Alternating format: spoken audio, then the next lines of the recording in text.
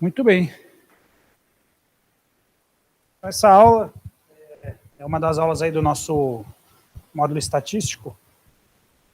E a ideia é a gente falar um pouquinho sobre intervalo de confiança e valor de P, que é um conceito intimamente relacionado à inferência estatística, né? Tá bom? E aqui, inferência estatística frequentista. Vocês chegaram até lá com o Marcelo, amostra de populações? Teve uma aula? A gente vai rever alguma daquelas coisas, tá? Ele deve já ter falado, talvez, de intervalo de confiança, erro padrão. A gente vai rever isso, mas eu vou ir um pouquinho mais adiante, tá? Recuperar um pouquinho desses conceitos e um pouquinho mais adiante. Então, a ideia é a gente falar, rever amostras de populações, erro padrão, a gente vai falar sobre intervalo de confiança e depois o valor de P. E, por fim, controvérsias no uso do valor de P na prática, né, no pensamento científico aí. Bom, primeira coisa de todas, quando a gente está fazendo um estudo, tem dois grandes grupos de erros que podem acontecer. Você pode ter erros sistemáticos e erros aleatórios. Tá? O erro aleatório é aquele que ocorre devido ao acaso, pela chance. E esse erro ele é intimamente relacionado ao tamanho da amostra. Tá? Então, quanto maior a amostra que eu tiver, menor vai ser o risco desse erro aleatório. Menor vai ser a chance de ser achado ser ao acaso. Tá bom? E a inferência estatística, ela só consegue lidar com essa parte aqui do erro. Eu vou ter que ter um estudo com poder adequado para eu conseguir inferir, com base na minha amostra, o que seria a verdade na população. É isso que é inferência estatística. Tá? Porém, você pode ter um estudo com um N gigante, mas ele pode ter erros sistemáticos, que introduzem viés no estudo, que é o que a gente sempre discute aqui nos nossos Journal Club. Então, eu posso ter viés de seleção, eu posso ter variáveis de confusão, posso ter viés de mensuração. E fazem com que, embora o meu estudo tenha poder para ver o resultado, o estudo não seja válido, né? Que o meu resultado não seja verdadeiro. Tá? Em última instância, o que a gente quer com a inferência estatística? Eu tenho uma população-alvo, eu quero estudar, seja lá, sei lá, eu quero estudar pacientes com síndrome de desconforto respiratório, como ventilar eles, que a gente discutiu essa semana. Eu vou amostrar essa população de alguma forma, tá? E com base nessa amostra, eu vou realizar uma análise estatística para eu inferir, com base nessa amostra, o que é a verdade na população. Tá bom? Então, isso que é inferência estatística. Eu pego uma amostra, com base nisso, eu vou inferir o que é verdade na população, pacientes com aquela condição. Tá? Antes da gente ir adiante, vamos lembrar dessa propriedade da curva normal, que ela é muito importante para a gente entender o papel do erro padrão, que é como a gente vai chegar nos cálculos de amostra e tal. Uma curva normal, ela é inteiramente definida pela sua média e pelo seu desvio padrão. Se eu souber a média e o desvio padrão, eu vou saber exatamente como a curva se comporta. Então, essa curva A da esquerda, eu tenho uma média, mais ou menos um desvio padrão. Se eu tiver, e aí eu tenho esse intervalo de confiança dentro desses dois desvios padrão, 68,3%. Se eu pegar dois desvios padrão, 95,4%. Por isso que o intervalo de confiança 95%, ele é baseado em 1,96 aqui embaixo, tá? E se eu quiser chegar em 99,7, é 3 desvios padrão, certo? Lá na direita, exatamente, o 95% é baseado em 1,96 desvios padrão em relação à média. Isso aqui é verdade na população. Então, se eu pegasse todos os pacientes com determinada condição, é assim que se comporta a variável, tá?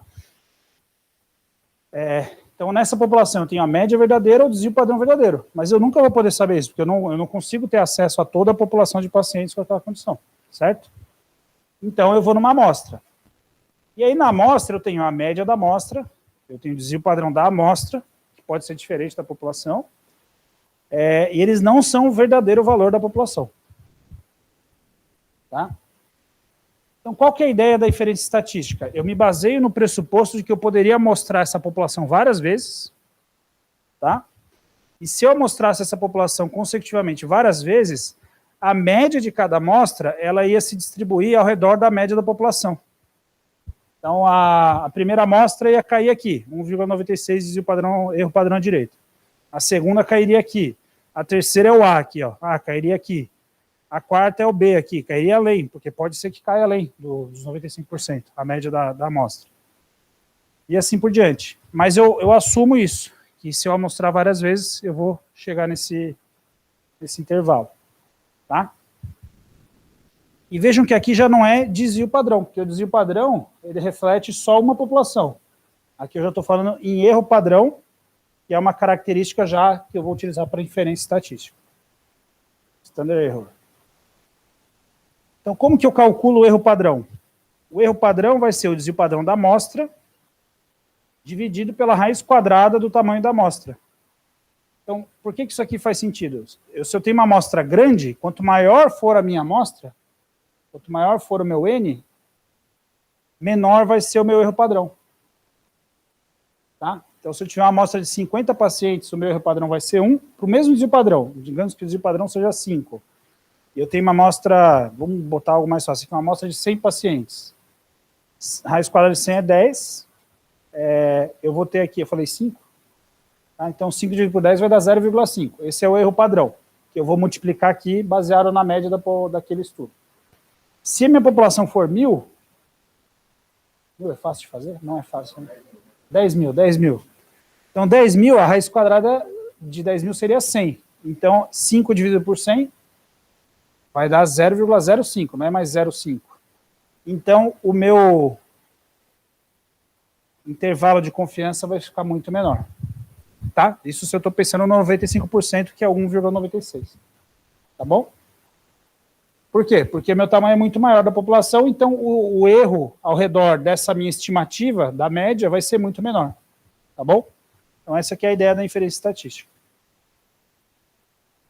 E por que 95%? É uma convenção. Poderia ser 99%, poderia ser 99,9%, mas 95% é uma convenção na literatura, e é o que a gente acaba seguindo, assim como o P de 0,05. Tá? Em relação à média, né? E ao tamanho da amostra. Então, a média encontrada naquela amostra é o tamanho daquela amostra. Porque se o N for muito pequeno, o erro ao redor daquela estimativa vai ser muito grande. Isso. Como o erro ao redor dessa estimativa de média, é isso? Isso, mas aqui o que a gente pega é o desvio padrão da amostra, tá? Eu tenho a média da amostra, eu tenho o desvio padrão daquela amostra, e aí eu vou, além do desvio padrão, eu vou pegar a raiz quadrada do N. Embaixo, tá? Certo? Então também, quanto maior o N, às vezes o desvio padrão pode ser que ele encurte. A gente sabe que o desvio padrão de estudos pequenos, às vezes ele é falseado, assim, quando eu pego o estudo pequeno e uso esse desvio padrão para calcular a amostra, por exemplo, ele muitas vezes dá errado. Tá? Ele também, o próprio desvio padrão é mais sujeito a erro, né? Tá bom? Então é uma forma de corrigir para o tamanho da amostra. Né? Certo? Bom, e aí o intervalo de confiança vai ser o quê? Vai ser a minha média, mais ou menos 1,96 vezes o erro padrão, se eu quiser o 95%. Se eu quiser o 99%, vai ser 2,56 vezes o erro padrão. Tá? E com a ideia de que eu estou sempre utilizando essa aproximação da distribuição normal para uma amostra grande. Tá bom? Então, a inferência estatística ela se aproveita da propriedade da distribuição normal para fazer chegar nesses intervalos de confiança. Tá bom? Utilizando essa propriedade. Bom, quando a amostra é muito pequena, essa propriedade ela pode não ser verdade. E aí a gente tem uma distribuição que é a distribuição T. Você pode utilizar a distribuição T que ela penaliza um pouquinho. A distribuição T ela alarga um pouquinho a base e ela achata o ápice aqui, quando a gente utiliza a distribuição T. Tá? Então, na verdade, ela vai gastar 1 grau de liberdade a mais, e aí vai alargar um pouquinho a base aqui, tornando o intervalo de confiança mais largo, vamos dizer assim, se eu utilizar uma T em vez de uma normal. Tá? Quando vocês vão no software estatístico, a distribuição normal vai ser o Z. Vocês já ouviram falar de score Z e score T para osteoporose? Tem score T e score Z. O Z, ele é baseado, ele é a referência em relação à distribuição normal, e o score T é a referência baseada na distribuição T, que ela penaliza um pouquinho. Tá? E aí na osteoporose a gente usa distribuição T, não era? Usa os dois, né? Aí depende da população, tal, sei lá. Mas a ideia é essa, que a T vai alargar um pouquinho a base e o seu intervalo de confiança vai ser um pouco maior. Tá? Tá bom? Tem outras distribuições também. Aí tem distribuição F, distribuição Q quadrado e tal. Mas para fins da aproximação a gente vai pensar na normal e na T. Tá bom? Bom, E aí, com isso, eu vou ter um intervalo de confiança, né? E o intervalo de confiança, acho que ele é um pouco mais fácil de interpretar, se eu tenho uma estimativa a ponto e o intervalo de confiança é 95%, e ele não toca a unidade, quando eu estou falando de uma razão, seja risco relativo, seja odds ratio, seja hazard ratio, qualquer estimativa de efeito que o nulo seja 1, eu tenho, sei lá, é de 1,05 a 2, e o valor estimativo era 1,5. Eu sei que não tocou a unidade, então esse resultado é significante, teoria. Tá? E qual que é a grande vantagem do intervalo de confiança? Ele te estima, você tem a estimativa a ponto, e você tem um grau de incerteza ao redor daquela estimativa a ponto. Tá? Então, isso que o intervalo de confiança traz. O valor de P, ele não traz isso, ele é um mero teste de hipótese, que é uma regra de decisão, de sim ou não, ou é significante ou não é. Tá? Então, eu vou ter uma hipótese nula, nesse caso que eu falei para vocês, a hipótese nula é que o risco relativo é 1. Essa é a hipótese nula. E eu tenho a hipótese alternativa, é que o risco relativo é diferente de 1. Tá? Então, o valor de P ele é meramente uma regra de decisão, que por convenção eu vou usar o corte de 0,05 para dizer que é estatisticamente significante. E aí eu rejeito a hipótese nula ou não, baseado nesse valor.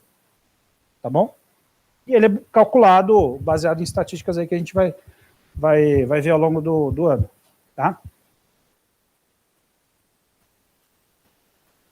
Então, o que o valor de P significa?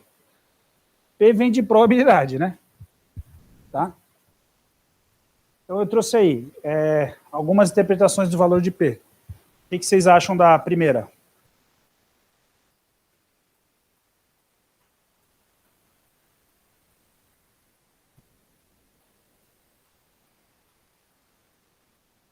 O Fred está ali balançando a cabeça. Hã? Achou ok? Tá bom. Comprovável a diferença dos grupos é devido ao acaso, né? Tá, é uma forma de olhar. E outra você poderia olhar assim, a probabilidade de que o teste de hipótese é correto, né? Na verdade, ou que a hipótese alternativa, desculpa, que a hipótese nula não é verdadeira, vamos dizer assim, tá? Você poderia olhar dessa forma. Não é isso que o valor de P vê, tá? Ele não vê probabilidade da ocorrência daquele evento, tá bom? Para fazer isso, você precisaria de estatística bayesiana. O Bayes, você fala, a probabilidade de superioridade é 98%. Tá? Essa interpretação aqui ela é bayesiana, não é o que o valor de P vê na estatística frequentista. O que o valor de P vê é isso aqui. É a probabilidade de observar uma diferença dessa magnitude ou maior sob o modelo estatístico que você está utilizando para detectar essa diferença, com todos os pressupostos do modelo. Tá bom? Isso a gente vai ver que é um ponto fundamental e é um dos principais problemas na ciência, né? Tem um monte de coisa, por causa desse valorzinho de P, tem estudo que sai publicado, porque é significante, mas o modelo estatístico por trás é todo errado. Então, foi significante, mas é cheio de viés, é cheio de erro sistemático no estudo e não foi lidado adequadamente, né? Tá bom? Uma forma um pouco mais palatável de pensar é essa daqui. O valor de P mostra o quão incompatível os dados são com o modelo estatístico especificado. Tá? Que seria um modelo para ver a hipótese nula, vamos dizer assim. Tá? Então, quanto menor o valor de P, mais incompatível ele é com a hipótese nula. Tá bom? Certo? Então, não é a probabilidade da diferença dos grupos ao acaso, não é a probabilidade do teste estar correto, ele é a probabilidade de observar uma diferença dessa magnitude ou maior, dado o modelo estatístico. Tá? Alguns autores, eles têm sugerido uma interpretação um pouco mais racional do valor de P. Isso aqui já vem de longa data. Esse livro aqui, o Medical Statistics, da Betty Kirkwood, ele é publicado desde o início dos anos 2000. Na verdade, a primeira edição é da década de 90, a segunda do início dos anos 2000. E lá ele já traz essa figura aqui, que se eu tiver um valor de P próximo de 0,1, eu falo assim, eu tenho uma evidência fraca contra a hipótese nula, se eu chegar perto de 0,01, uma evidência mais forte, tá? e uma evidência muito forte quando P é menor do que 0,01, contra a hipótese nula. Tá? Esse aqui é um outro texto, eu agora não lembro qual, se é do Altman ou do Armitage, tem outros textos de estatística médica que eles chamam, e ele traz essa interpretação um pouco mais, uma nuance também. Então, pouca ou nenhuma evidência quando é maior que 0,1, evidência fraca de 0,05 a 0,1, alguma evidência forte e evidência muito forte, dependendo do valor de P. Tá? Mas, de novo, aqui você só olha para o valor de P, e você não tem uma ideia da incerteza ao redor do resultado. Né? Tá?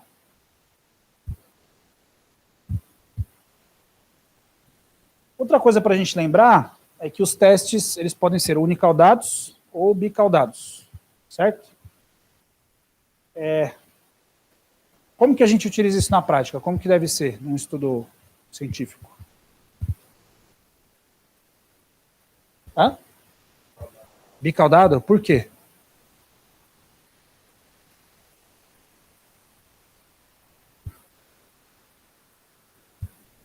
Se for superioridade, bicaudado. Se for não inferioridade, unicaudado. Por quê? Hã? Não, tem que ter um motivo aí.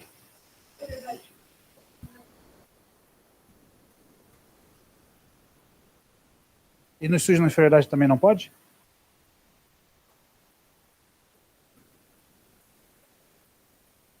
Perfeito. Essa que é a ideia. No estudo de superioridade, eu estou estimando intervalo de confiança para os dois lados, certo? Eu estou olhando para os dois lados. Por mais que a minha hipótese seja que um é melhor que o outro, eu estou olhando do ponto de vista estatístico para os dois lados. Então, o meu alfa vai ter que sempre ser bicaudado, tá? Por mais que a minha hipótese seja que um é melhor que o outro, tá? No estudo de não inferioridade, eu não estou nem aí para o outro lado da cauda, né? Eu só quero saber, eu postulo uma margem de não inferioridade, né? Isso é um pressuposto do estudo, quando você vai calcular a amostra e tal. Eu quero que o intervalo de confiança não cruze só aquele lado da minha análise, tá? Então a hipótese é unicaudada, realmente, tá? Então a única situação que a gente faz teste unicaudado é estudo de não inferioridade, tá bom? Todos os outros eu vou fazer os testes bicaudados, como regra geral, tá bom? Isso aí teve até um desses estudos da galera pró-cloroquina aí, ou ivermectina, sei lá qual que foi o da vez aí, que eles fizeram uma análise com alfa unicaudado e falaram que era positivo, e fora todos os outros erros, né? Mas que não levou em conta os erros sistemáticos, né? Ficaram só olhando para os erros, para o valor de P, né? Tá bom? Então, como regra geral, a gente faz o teste bicaudado. Isso aqui é uma... Todo estudo vocês vão ver lá assim, um alfa bicaudado 0,05, tá? Quando falam alfa bicaudado 0,05, quer dizer que 0,025 é aqui, 0,025 é aqui. Quando eu falo unicaudado, se eu falar 0,05 unicaudado, quer dizer que eu estou usando intervalo de confiança 90%, tá? Porque seria 0,05 de um lado, 0,05 do outro, tá? Mas eu estou olhando para um lado só, certo? Então é isso.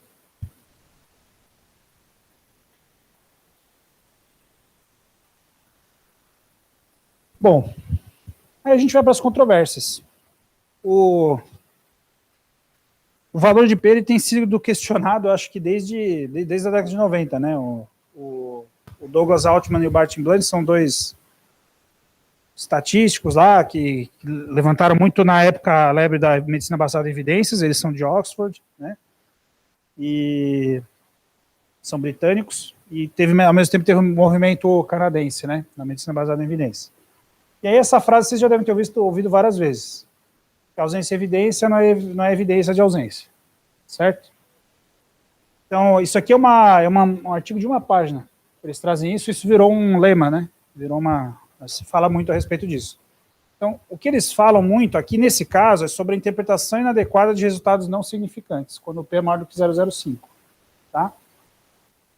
Por que o resultado pode ser não significante?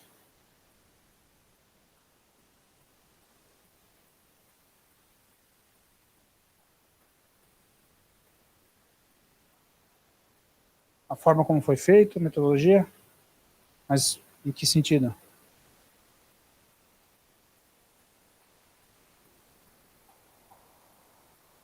A análise pode ser inadequada, isso é verdade.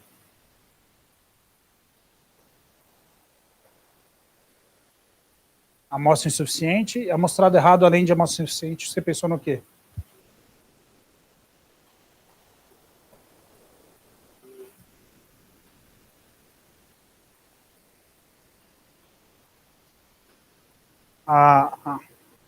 Perfeito. Então, isso é um raciocínio também.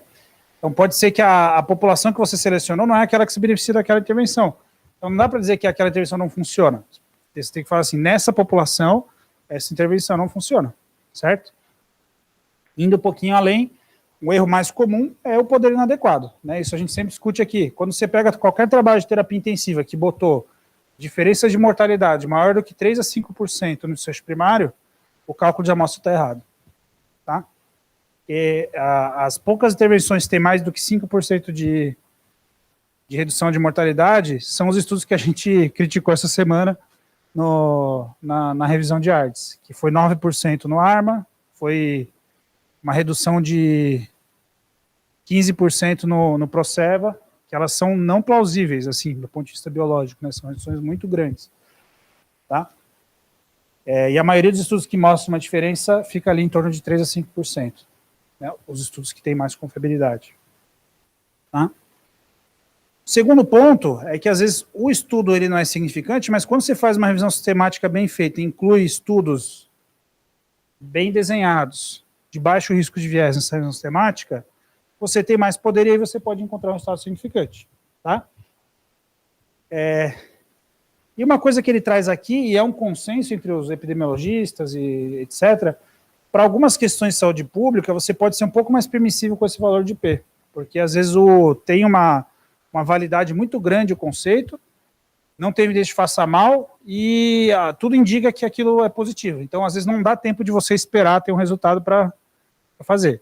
É diferente quando a gente vai para medicina beira-leito. Aí a gente precisa ter resultados, porque a gente sabe que várias versões que a gente achava que funcionam, não funcionam, e o risco de causar dano é muito grande quando você não tem uma evidência boa a aquele respeito. Tá? Então, o que ele sugere ao final, cuidar com a terminologia. Não há evidência de que funcione o estudo, né?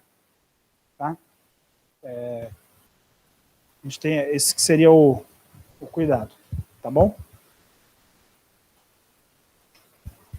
O outro ponto que é intimamente relacionado a essa questão é quando a gente fala significância clínica versus significância estatística, né? Então, você pode ter um resultado que ele é estatisticamente significante, mas ele não tem nenhuma importância clínica. Isso, quando você fala de mortalidade, é difícil, porque qualquer redução de mortalidade estatisticamente significante, você vai levar em conta que seja 1%, você vai achar que é bastante, tá? Agora, digamos que você está estudando burnout, e você vê a escala de burnout. Sei lá, eu não lembro qual que é um valor de uma escala do Maslow lá habitual, digamos que seja 40. E aí, você reduziu o burnout de 40 para 38 na escala, e a escala vai de 0 a 100. O resultado mostra que o resultado é estatisticamente significante. Mas tem relevância clínica? Você realmente reduziu o burnout com esse de 40 para 38? A priori, não. É uma diferença muito pequena. Para cada variável quantitativa dessas, qualquer escala que seja, podia ser o Braden, sei lá, alguma escala aí de risco que seja, de estresse pós-traumático, outras coisas também que poderia ser pacientes, casos de ansiedade, a gente tem o que a gente chama de diferença mínima clinicamente significante. E o que a gente espera é que o intervalo de confiança, ele não toque essa diferença mínima clinicamente significante. Por mais que o resultado tenha um P menor que 0,05, você quer que o intervalo de confiança esteja além disso. Tá? A gente discutiu isso esse ano no estudo francês de como lidar com as mortes, fim de vida, né? Ele tinha uma redução extremamente significante, mas a relevância clínica a gente não sabia, porque primeiro a gente não sabia qual que era a diferença mínima clinicamente significante daquela escala, certo? E a gente não conseguia chegar a uma conclusão mais forte relacionada a isso. Tá bom? Então, isso aqui é para a gente ter um pouco mais de nuance quando eu vou interpretar o valor de P. Tá? E aí, um ponto fundamental. O que o valor de P, os intervalos de confiança não veem? A gente remonta lá para o início da aula. Eles veem se aquele resultado é acaso ou não. Basicamente isso, ele está lidando com erro aleatório, certo? mas ele não vê outras fontes de incerteza e imprecisão. Então, os viéses em geral, mensuração, seleção e confundimento. Nos estudos observacionais especial, variável de confusão, e a gente já falou algumas vezes aí, o viés de seleção, collider bias. Tá?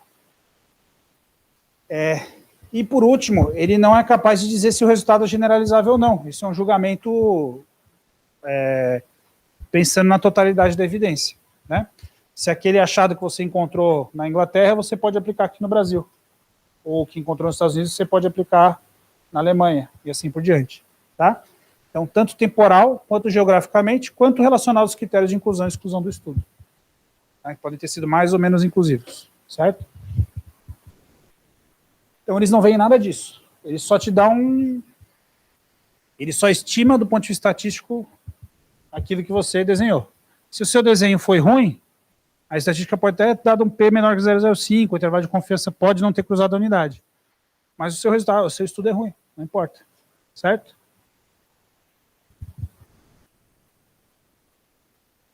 Bom, isso tudo, vocês vejam que desde a década de 90 o pessoal fala disso, né?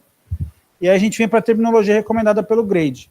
O GRADE é o método hoje mais comum de eu fazer síntese de evidência, depois eu faço uma revisão sistemática, uma meta-análise, e para fazer recomendações eu utilizo o GRADE. Tá? Grading, Assessment, não sei o quê, eu não lembro exatamente qual que é o que significa aqui o acrônimo. Mas ele leva em conta isso aqui, ó.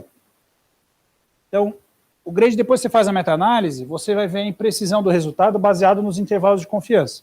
Então, ele geralmente, quando você tem um intervalo de confiança que cruza a unidade, mas assim, ele vai de 0,5 a 1,05, ele vai considerar que esse resultado é válido, mas ele vai dar um downgrade por imprecisão, porque passou da unidade.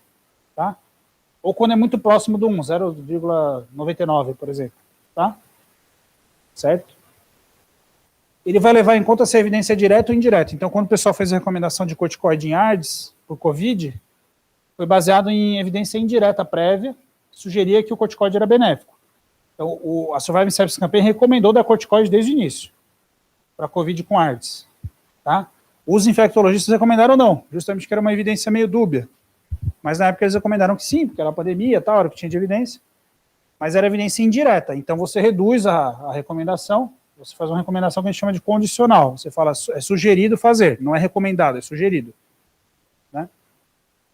O risco individual de viés dos estudos, isso aqui pode simplesmente tirar o estudo até da sua análise, porque às vezes o risco de viés é tão grande, o estudo tem tantos problemas, que é melhor você nem juntar ele com outros. Né? Consistência dos resultados entre estudos, que aí a gente vê na meta-análise com I quadrado, que é a heterogeneidade, e o risco de viés de publicação, que também é avaliado geralmente. Então, se os resultados não são imprecisos, você é baseado em evidência direta, os estudos que você utilizou para fazer a meta-análise tem baixo risco de viés, o resultado é consistente e o risco de viés de publicação é baixo, você vai fazer uma recomendação forte para fazer determinada terapia. Tá? Se vocês forem pensar nos estudos de corticoide em COVID, os estudos são todos abertos. Eles foram open label. Os americanos, eles não acreditam que corticoide trata COVID. Tá? Por exemplo. E eles têm razão em poder afirmar isso, porque os estudos não foram cegados. E não sendo cegados, aumenta o risco de viés individual dos estudos. Tá? Embora o desfecho primário seja mortalidade e tal, seja desfecho robusto. Tá? Muito bem. E para estudos observacionais, o que o GRADE recomenda? Isso aqui é para trial, tá? Esse lado esquerdo aqui. Vale também para os observacionais, mas o que acontece? O ensaio clínico, como ele tem randomização, ele é duplo controle, é cego, etc, etc, você sai de que é uma qualidade de evidência alta, de um risco de viés baixo, e você vai dando downgrade baseado nesses critérios. No estudo observacional, você, além de analisar esses critérios, ele sai de um... Assim, ele é considerado evidência de baixa qualidade, mas você vai fazer upgrade se ele tiver magnitude de efeito maior, grande, se tiver evidência de um gradiente dose-resposta, quanto maior a dose, maior o efeito. E isso aqui também é julgamento do pesquisador, quanto que os variáveis de confusão podem ter influenciado no resultado. Ou seja, você fez uma análise não ajustada, o resultado é 1. Aí quando você ajusta, ele realmente mudou a estimativa de efeito. Então aí você também pode fazer upgrade quando você vê que o ajuste estatístico foi adequado. Tá? E aí nessa hora a gente sempre aqui discute o observacional randomizado. Se você tem um estudo observacional muito bem feito, ele vai se comportar quase como um estudo randomizado muito bem feito. Né? Só que eu não consigo estimar o efeito em intenção de tratar, eu estimo sempre o efeito de uma análise por protocolo. Tá? Como é que grandes revistas recomendam? Então, quando vocês forem ler o JAMA ele é chatinho. O JAMA é tudo é significantly associated, não é significantly associated, assim por diante. Então, ele usa muito frequentemente o termo significância estatística versus significância clínica, e ele bota valor de P em tudo, tá? Independente de ajuste para múltiplas comparações. A justificativa deles é assim, tem que botar, fez o teste, você bota, e a interpretação as pessoas têm que interpretar direito, tá? O New England, de uns anos para cá, eles mudaram a política editorial. O foco é total em estimativa só, estimativa ponto intervalo de confiança. Eles botam o valor de P só do desfecho primário e eles só vão apresentar o valor de P dos resultados secundários se o primário for positivo. Tá? Senão eles não apresentam. Vocês podem ver estudo New England, se o desfecho primário é neutro, ele não apresenta nenhum valor de P para o resto. Tá? Porque ele assume que o leitor não tem condições de interpretar o valor de P. É verdade, é isso que assume. Isso já gerou carta. Tem muita gente que fala assim, pô, eu sei interpretar, eu quero saber o valor de P. Entendeu? Mas não precisa. No fundo, você não precisa do valor de P. Você pode olhar a estimativa ponto intervalo de confiança e você tem o resultado, entendeu? Tá? Mas é isso. Então, tem gente que acha que o New England está errado. Aí é uma questão do que é pior para a ciência como um todo, né? Quando você vai interpretar. Principalmente as interpretações de subgrupo, né?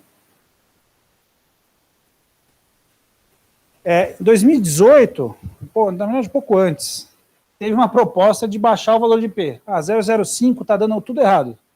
Vamos botar, aumentar a barra, na verdade, né, para eu dizer se é significativo ou não, botar em 0,05. Tá? Esse estudo é do Ioannidis. Ele é um cara que sempre bateu muito, né, que os estudos são mal feitos e tal. Só que ele, na pandemia, aí, ele tomou uma posição considerada anti-ciência e hoje tem muita gente batendo nele. Mas ele tem umas ideias interessantes por trás. Ele fala assim, eu posso baixar o valor de P. É bem simples, né? E posso fazer na hora. Mas tem efeitos colaterais e o sucesso depende na adoção, né? Por todos, né? As revistas, quem paga pelos estudos e pelas sociedades. Aí quem paga, P de 0,05 eu nunca vou conseguir demonstrar nada. Então, isso não seria muito bem aceito. Então, assim, vou abandonar o valor de P e passo a olhar para probabilidades. Mesma coisa, né? Abandonar completamente. Esquece o valor de P. Mas o valor de P ainda poderia ser uma coisa boa para algumas coisas. Utilizar métodos alternativos de inferência, por exemplo, Bayesiano. É factível para a maioria dos estudos, né? E tem se visto, né, o aumento progressivo de estudos com análise bayesiana. Mas vocês já viram, quando a gente faz análise bayesiana, no fim a interpretação é muito parecida. Se você tiver uma interpretação com uma nuance adequada do valor de P, a interpretação não muda muito, sabe? A única coisa que a análise bayesiana traz diferente é que você pode colocar o prior na jogada. Se você bota um prior neutro, os resultados e as conclusões são muito semelhantes, né, quando você faz bayesiano ou frequentista. Tá? E aí outras coisas aqui que ele leva em conta, e no fim ele chega à conclusão que isso é meio que bobagem. É uma proposta muito radical. Tá? Eu mandei no grupinho com vocês, se quiser eu posso passar para vocês também. É um pouco técnico, mas acho que são os dois artigos que trazem um pouco dessa noção de uma melhor interpretação do valor de P. Então, foi em 2016 que eles publicaram. São vários autores aqui. O Greenland tem um principal livro de epidemiologia. O Altman, nessa época, ele morreu em 2018, eu acho. Ele também estava envolvido, e várias outras pessoas aí. E aí ele fala sobre teste estatístico, valor de P, intervalo de confiança e poder, né? Como guiar e como evitar as interpretações errôneas, como aquela que eu botei lá no começo. Tá? Que o valor de P é uma probabilidade do acaso, não tem nada a ver com isso. Tá? Tudo é baseado nisso, na verdade, no fim das contas, né? Tá bom? E esse aqui é mais curtinho, é fácil de... é um pouco mais fácil de entender, mas é o que está aqui nesse final de aula. Tá?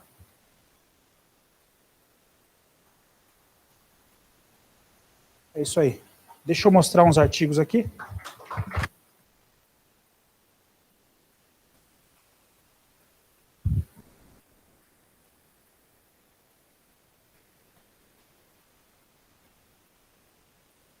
Esse aqui é o estudo FACT. Esse estudo mudou a história da terapia intensiva. O estudo comparou as duas estratégias de manejo de fluidos em paciente crítico. Então, a gente fazia o bonecão Michelin, todos os pacientes 10, 20 quilos acima do peso, né? Isso até 2010, quando eu estava na faculdade eu ainda vi isso. Ainda era muito comum. Ainda fiz isso enquanto residente. E esse estudo, então, vamos ver qual que era o desfecho primário aqui, só para a gente ver.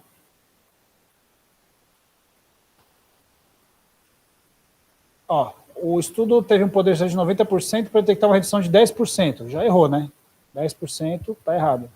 No desfecho primário, morte antes da alta durante os primeiros 60 dias. 1000zinho, viu? O cálculo foi para dar 1000zinho. 1000 pacientes. Já falei para vocês, é 500, 1000. Aí passou de 1000, aí o pessoal já faz cálculos mais arrojados. Tá? Então, o desfecho primário era a mortalidade. Tá?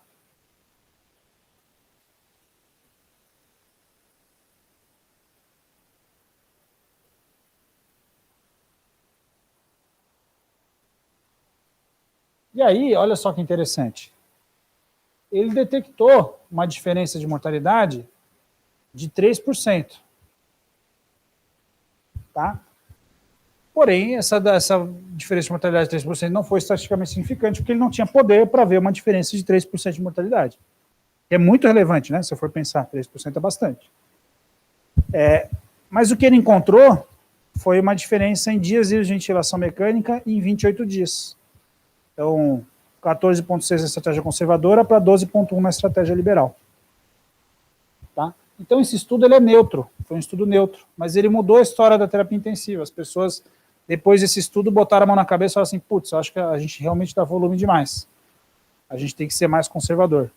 E olha que esse estudo foi muito conservador. Eu vou mostrar aqui para vocês o critério. Quando eu fiz a residência, a gente ainda brigava por causa disso. Algumas pessoas. Vou pegar o protocolo do estudo aqui. Então, aqui tem as duas estratégias, né? Liberal ou conservadora. Então, se ele tivesse com PAM acima de 60, sem vasopressores, tá? E oligúrico, com circulação ineficaz, ou débito baixo, ou sinais de má perfusão. Aí dependia do grupo, ou ele dava dobuta, ou furo, ou ele dava dobuta, ou ele dava fluido. Tá? Veja que interessante. Tá? Se a circulação estava efetiva, ele não dava dobuta, ele dava furo-furo ou fluido-fluido.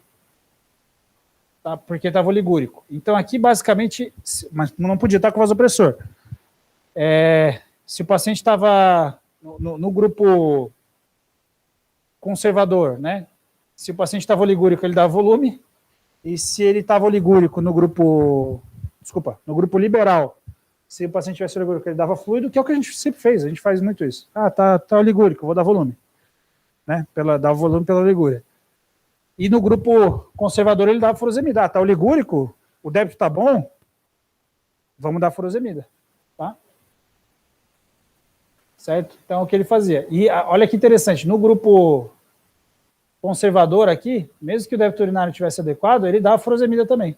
Tá? Dependia do range ali de PVC e tal. Tá bom? E do grupo que o paciente estava. Mas noradrenalina não entrava. Se tivesse com droga vasoativa, ele não fazia isso. Ele não fazia restrição, ele não ficava no protocolo se estivesse com droga vasoativa. Tá? Hoje a gente desencanou um pouco disso. Talvez até demais. A gente desencanou. Aí aqui eu vou dar um outro exemplo desse mesmo estudo. Olha aqui. Diálise até o dia 60. P de 0,06. Qual que é a interpretação de vocês?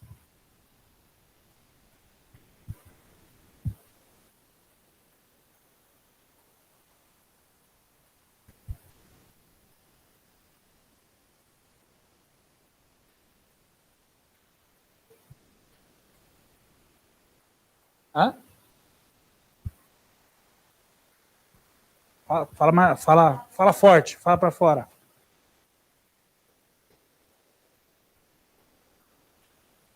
Acompanhou. Mas aí qual que é o problema aqui, Fred?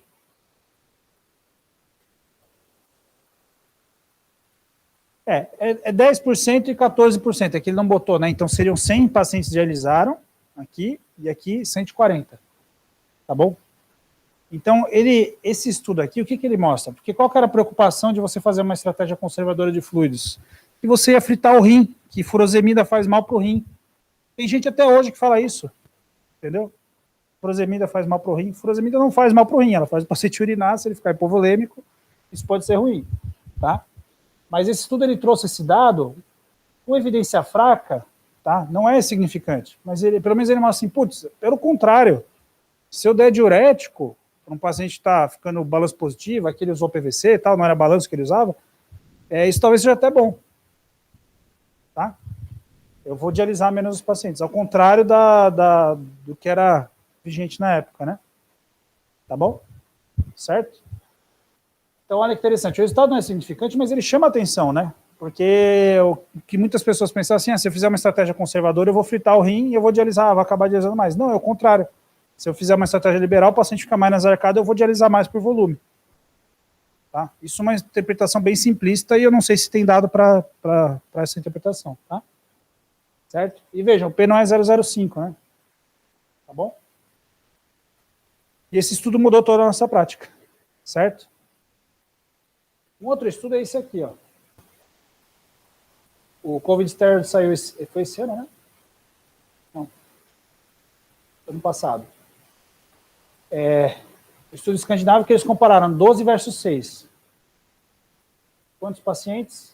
1000 também, quer ver? Ó, 1000 pacientes.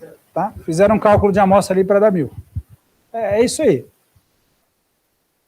Tá? Eu fico zoando, mas é verdade. E aí, o que eles encontraram? A hipótese deles é que 6 miligramas de dexametasona era pouco para tratar COVID, que eu deveria usar uma dose maior. Aqui o estudo brasileiro foi com 20 miligramas, né, que era a dose do Dexards. E aí aqui, olha o que eles mostraram. Esse aqui é a análise do desfecho primário. Pô, você olha para a curva foi abrindo, né? O 12 miligramas versus o 6. E o P foi 0,09. O hazard ratio foi 0,83, de 0,63 a 1,1. Tá? Aí você pode ser bem chato lá com o valor de P e falar assim, não. P de 0,09 não é significante, então 12 não é melhor do que 6. Certo? Ou você pode pensar, putz, tem alguma evidência ali, não é uma evidência forte de que 12 seja maior do que 6, mas eu não vi não vi dano. O custo do tratamento é ridículo, 12 versus 6, vai ser quase a mesma coisa, você não vai mudar em nada o custo. E olhando aqui o dado, putz, eu tenho 1000 pacientes randomizados, tem um sinal legal aqui de que isso aqui talvez funcione. Tá?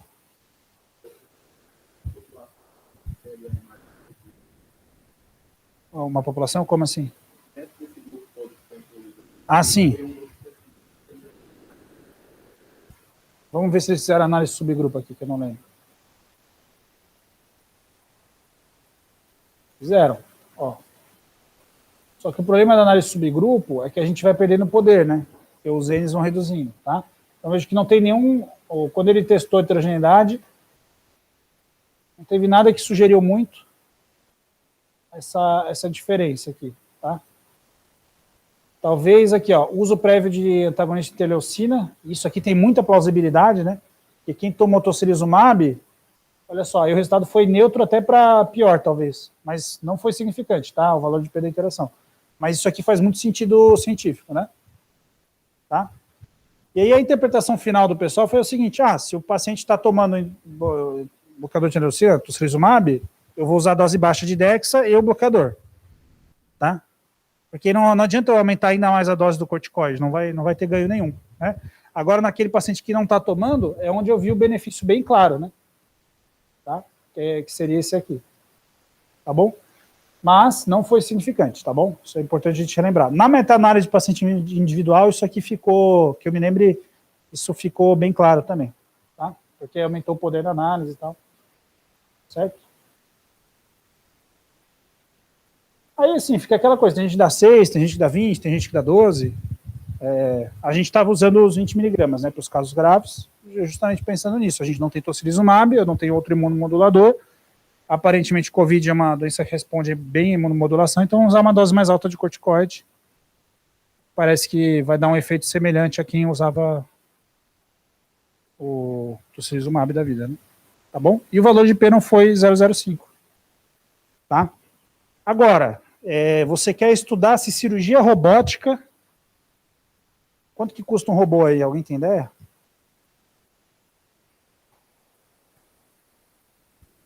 Porque o robô não tem o custo só do robô, né? Tem de treinar pessoas para aprender a usar robô, manutenção, né?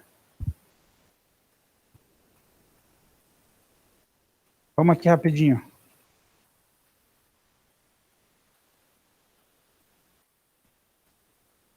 É melhor eu baixar aqui, né?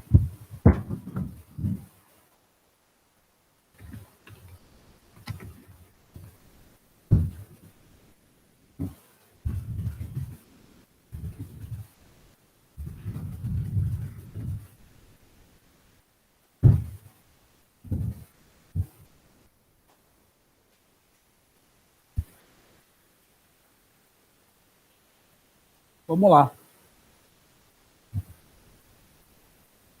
Então, vocês veem que a aula não é de estatística, né? É sobre como interpretar as coisas.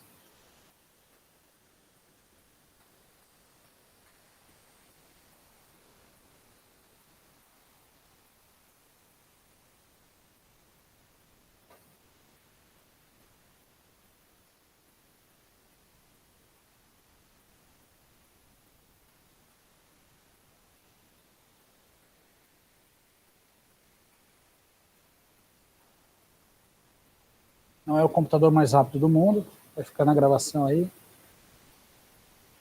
Então, aqui eles fizeram um trabalho, cirurgia por robô versus cistectomia aberta, na morbidade e mortalidade de 90 dias em pacientes com câncer de bexiga. Aqui é uma cirurgia muito mórbida, né?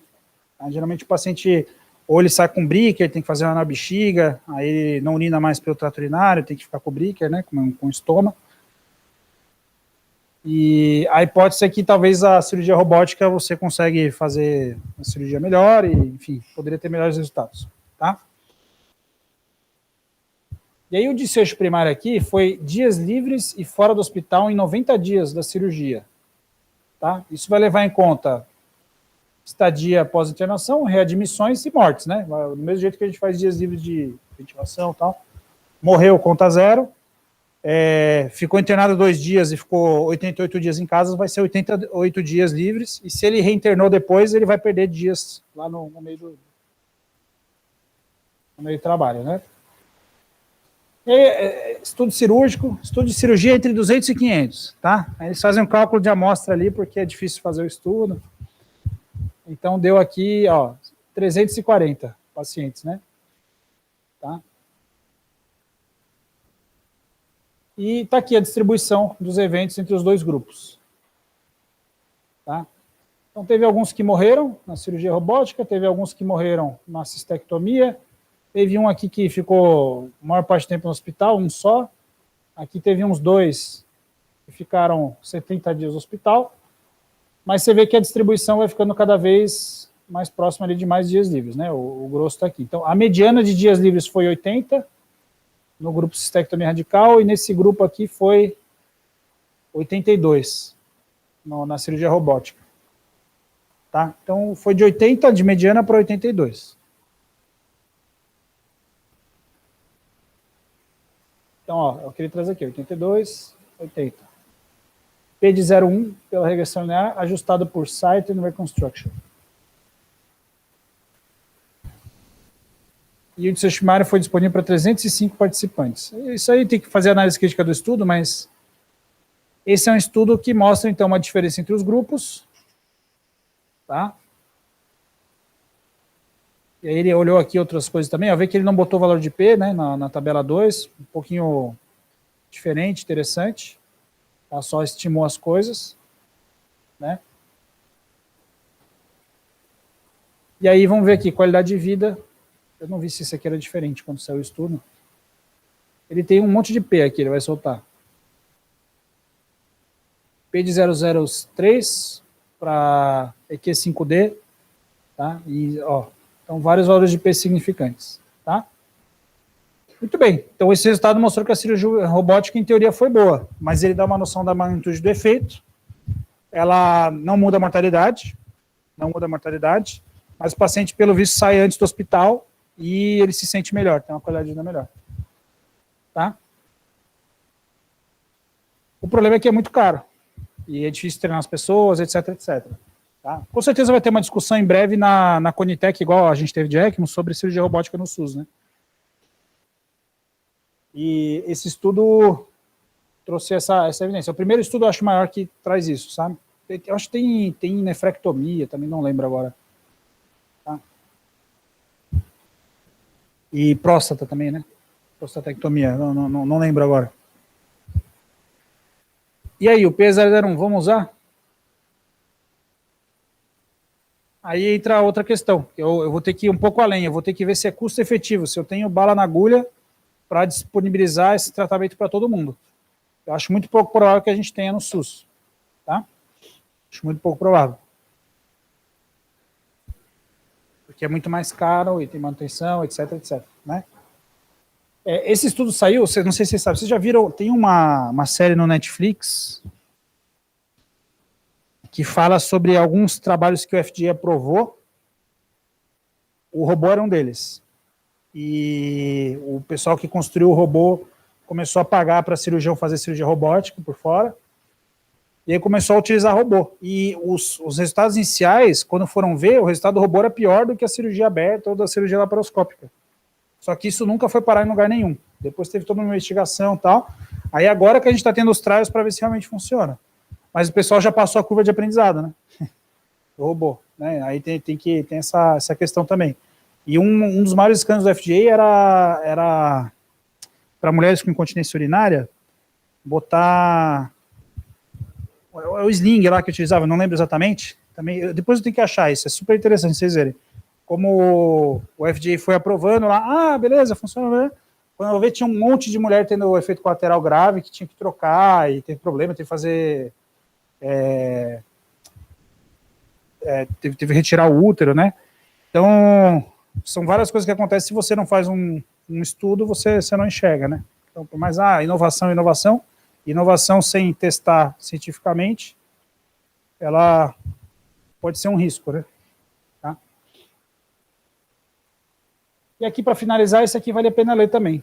Então, o Anders Perner, Paul Young e o Chris Nixon escreveram isso aqui. Quando a gente deve atuar com base num resultado não estatisticamente significante. Né? Então, ele traz aqui algumas dessas ideias. Tá? Então, a importância de você olhar para outros trials que já saíram. Se você está comparando dois tratamentos padrão, e aí um parece ser um pouquinho melhor que o outro, talvez só sentido eu começar a utilizar, né? Aí aqui ele fala, por exemplo, do Andrômeda. Ele fala, o Andrômeda faz todo sentido. Por mais que o P tenha sido 006, faz todo sentido você se guiar por aqui no vez do lactato. Tá?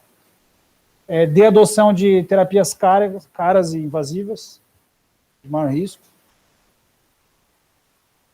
E aí ele traz aqui uma ideia. Depois isso aqui vale a pena ler como leitura final. Tá bom? Era isso, gente. Alguém tem dúvidas? Gostaria de perguntar alguma coisa? Pode falar.